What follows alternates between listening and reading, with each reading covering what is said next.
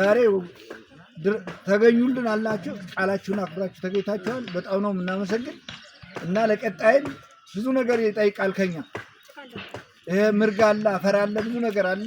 እያስተባበራችሁ በየሰፈሩም ሆነ በየድሩ የጋራ እንድንተባበር አደራ ነው የምለው፣ እንድንተጋገዝ። እናንተ ታላገዛችሁን እኛ ምንም ነገር ማድረግ ስለማንችል እና ከእናንተ አቅም እንፈልጋለን፣ ጉልበት እንፈልጋለን፣ ምክር እንፈልጋለን፣ አይዟችሁን እንድትሉ እንፈልጋለን። ያው በጣም ወደፊት ከኛ ተጎናችን እንዳትለዩ ለማለት ፈልጌ ነው። አመሰግናለሁ።